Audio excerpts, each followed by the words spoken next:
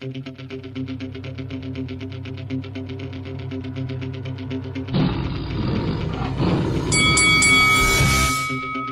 Ricky the Hitman Hatton, and you're watching Lights Out. This is Faisal Khan for Lights Out, proudly sponsored by Spartans Law. We're here in London, Camden Town, and I'm delighted to be joined by Lorenzo Reynolds.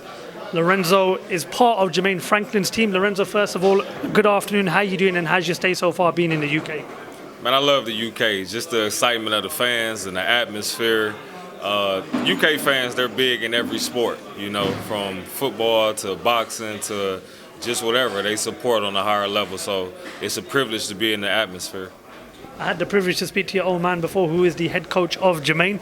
Just talk to us about your role and what part you play for Jermaine Franklin in his camp. So I assist my father as an assistant coach, and I'm also Jermaine's strength and conditioning trainer. And I do meal prepping as well, so try to make myself valuable in more areas than one. My older brother's been starting to buy these meal preps from different people in where we live, and I've got to say they look absolutely amazing. You got like grilled chicken, rice and salad. What type of meal preps are you currently preparing for Jermaine, if you don't mind sharing that with us? We do a lot of chicken for protein and a lot of fruits and vegetables, just to keep his body strong. He's lost weight, but he's lost weight and gained muscle, and we're just impressed with the conditioning that he's put on for this camp. Well, Jermaine's here to take on Dillian Whyte on Saturday night, which promises to be a very exciting fight for the heavyweight division. I was just speaking to Jermaine and, of course, your old man, and I said that I watched the face-off between them both early on in the morning, and I kind of expected Dillian's approach because I've seen it so many times with Dillian. That's just the person who he is. But what did you make of how confident Dillian looked and the comments he gave to Jermaine? I think that he's good at putting on the show. One thing about Jermaine, he don't talk a lot of junk. He likes to keep it professional, and he's more of an action type guy. So we let Jermaine be who he is, and that's produce the actions in the ring. Dillian did exactly what a guy that's been, knocked out a few times should do, and that's talk junk. But come November 26th, all the talking is out the door, and it's going to be time to prove that action, and the world will see that Jermaine Franklin is ready. Jermaine is 21-0 now, and this is arguably the biggest fight of his career. And Eddie has stated the winner of this fight will fight Andy Joshua for a lot of money.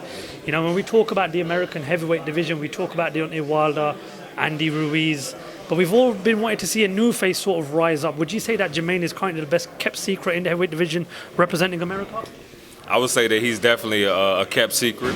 And he just needed an opportunity. So we're more than thankful for this opportunity, and we look forward to cashing in and showing, the skills that this American heavyweight showcase. And he's just a great guy, man. One of the things I like about Jermaine is that he's never cheated. He's never took any banned substance. He's just an honest guy that's willing to put his life on the line to feed his family, and it's just to be commended on every level.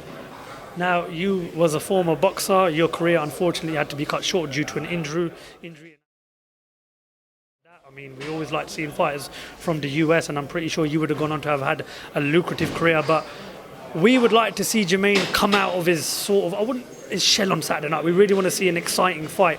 What advice do you give to Jermaine going into this fight, knowing that there's going to be a lot of people watching this fight, and that the expectation is getting bigger and bigger by the day as the fight approaches?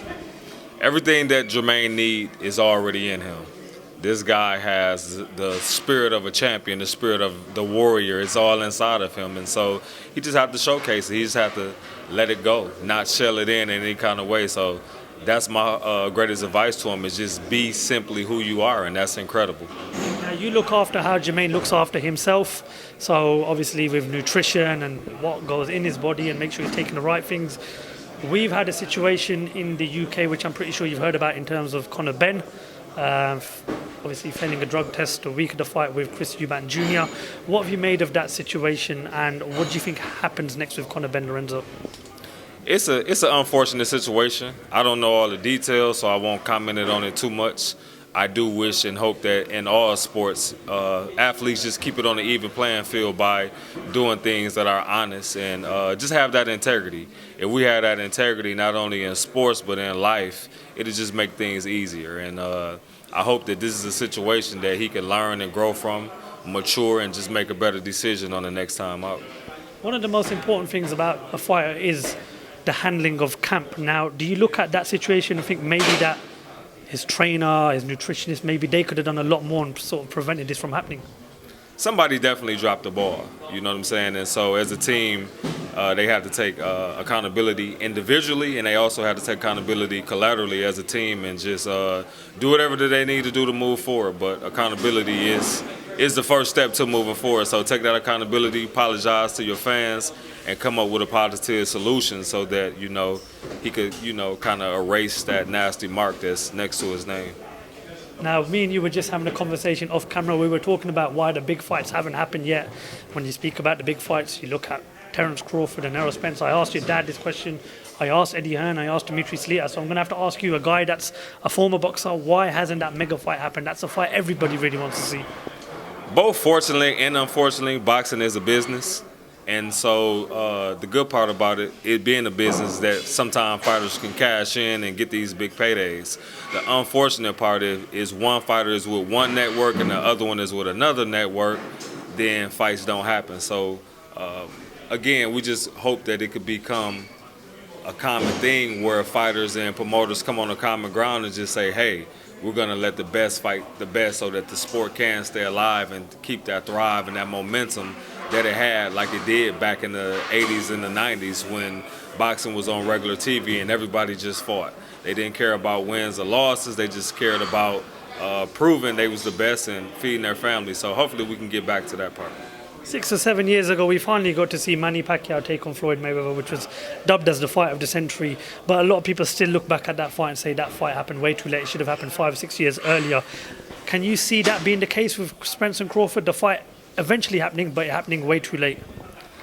We definitely hope that's not the case, but it very well can be, unless if both parties really want it, it'll happen. I'm not sure who to accuse or who to point the finger at, so I definitely won't do it, but I don't think one person wanted it as bad as the other, because if they both wanted it equally, it would have happened. And so, again, it has to be where two fighters want to fight each other more than they want to take their next breath, and it'll happen. I'm going to have to ask your dad to get in because he's standing there and he's been on his feet all day. So, Jesse, please get on in right. Yes. Okay, so we've spoken about the fight on Saturday night. You guys are from America, so let's talk some fantasy fights that might happen and that will definitely never happen. And you guys give me some predictions. Is that all right with you? Absolutely. Okay. Muhammad Ali versus Mike Tyson. Ah, man, that's that's the one you got me with that one. I think that would definitely be a classic fight. It just depends on which one will impose their will the most. But I think that's a fight that can go back and forth throughout the fight. Ali with the range, the jab, the movement, but Mike Tyson in his prime had some of the greatest movement ever. When you talk about fights like that, though, one being Mike Tyson, he learned a lot from Muhammad Ali. So, he has to pay some of his. And he does all the time when he talks. He pays some of his greatness to Muhammad Ali. Jesse, Floyd Mayweather versus Pernell Whitaker. Oh, wow. That's a fight. That's a tough fight right there. Both you got two fighters that their greatest things that they done was to adjust. Floyd could adjust to any fighter. Pernell Whitaker can adjust to any fighter. So that's an awesome fight. If I just had to put my money on it, I would have to go with Money May. Okay. Deontay Wilder versus, I'm trying to think. Deontay Wilder versus Sonny Liston. I got to go with Deontay Wilder on that fight, and the reason being just his unbelievable power. I think that he catches Sonny Liston and knocks Sonny Liston out. But I see Sonny Liston having some success in that fight. But I just don't think any fighter who is going to stand in front of Deontay Wilder is going to last. Errol Spence Jr. versus Oscar De La Hoya. That's another good fight. That's an awesome fight. I should be a promoter, shouldn't I? Yeah, you should. You should be a promoter. That's a great fight. You talking a guy who's got talent and packing a lot of power in Errol Spence. I like Errol Spence. He knows how to go in there. He gets the job done. And then you talking to American boy, the golden boy. You talking a guy who was probably accomplished more than any fighter ever did in the ring. So that's a good fight. In the end, I see Oscar outboxing him. Okay, I'm going to move away from boxing now. Basketball, a sport that I really like, sport that I enjoy watching. In a one-on-one, Michael Jordan versus Kobe Bryant. I'm going to go with Michael Jordan. Michael Jordan taught Kobe Bryant a lot, and Kobe Bryant, he admitted that. Michael Jordan was just a killer. He had that killer instinct like no other. So I don't see nobody beating Michael Jordan on the one-on-one. You probably would have to kill that guy in order to beat him. Okay, right. Which is the best Chicago Bulls team from the team that won the double three-peat? Is it 91, 92, 93, or 96, 97, 98? Out of those six, which one do you think was the best? I would say 96, 97, 98. You know, that was an awesome team. You know, back then all them guys was used to playing with each other. They was clicking on all cylinders, and they just really had their act together. Wasn't it like they won 75 games during the league format season before the playoffs? Yeah. Or was that the 97 season? I'm not sure. I'm not sure exactly. 97. Okay, right. Need to think of a few more questions to ask you guys. What is the bigger sport, American football or UK soccer? I'm gonna say UK soccer. UK soccer it's first and second nature here in the UK. From the youth level on up, you see a lot of kids doing it. It's not as many kids off into football as you have, American football as you have UK. It seems like it's introduced here as soon as they start walking.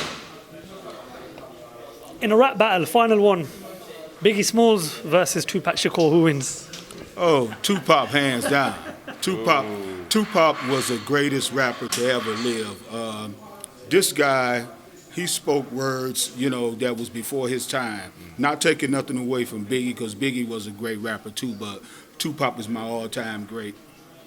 Guys, an absolute pleasure for talking to you guys. Thank you very much for your time. Lorenzo, Jesse, wish you the best of luck for Saturday night, and hopefully speak to you after Saturday night. Sounds good. Thank you for talking to Lights Out. Thank you, man.